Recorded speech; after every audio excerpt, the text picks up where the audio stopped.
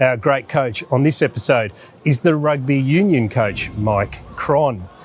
Mike was with the New Zealand national team known as the All Blacks for 217 games, which included a period of time where they won back-to-back World Cups. He was also with the New Zealand women's team when they won the World Cup in 2022. In our interview, he talks about adaptive leadership and the role that observation and quiet contemplation play in his approach to coaching.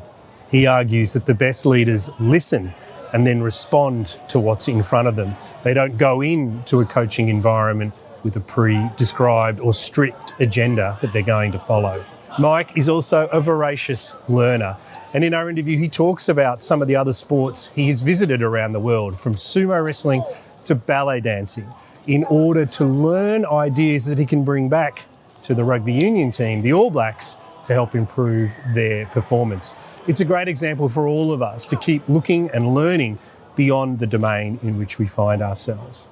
Here are some of the highlights of our interview with Mike.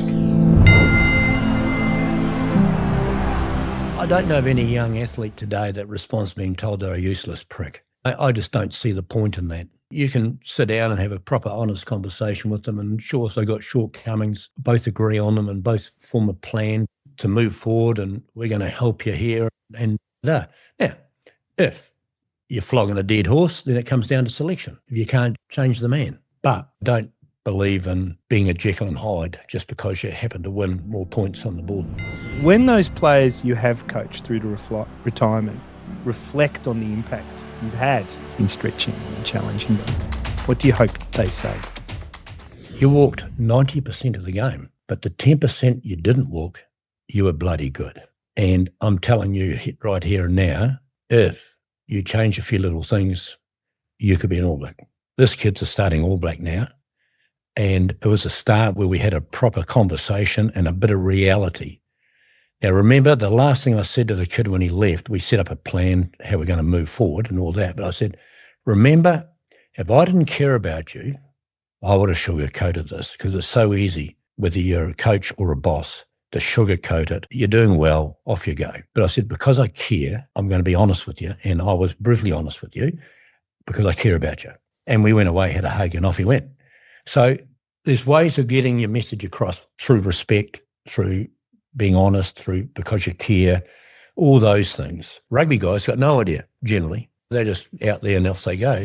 They got no idea about staying balanced with movement like martial arts do, or a gymnast or a trampolinist.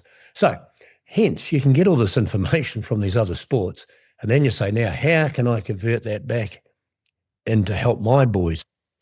I went into shot put. Tom Walsh, he's New Zealand champion.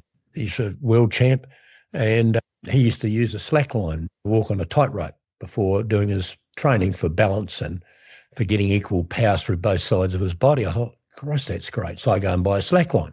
So I take it to the All Blacks. So we use a slack line. Because you want them to be balanced, that's just a word. Then how do you do it? So you learn that just from shot putting. Who the hell would have thought? I remember Sir Graham Henry being told late in his All Black career as the head coach that some of the leaders came to him and said that his coaching method wasn't really the norm in the modern day era, and he had to change. And wonderfully, Sir Graham mentioned that to us coaches and said, I've been a really successful coach, and now I'm told what I do isn't quite right anymore.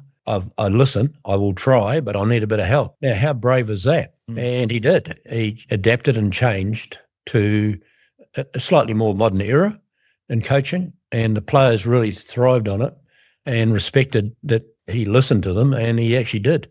So you got to admire a guy who's been very successful, listens to your leadership group, and then says, righto, boys, I'll give that a crack. And he did, and did very well. If you'd like to listen to our whole interview with Mike, you can use this QR code to access the full audio podcast.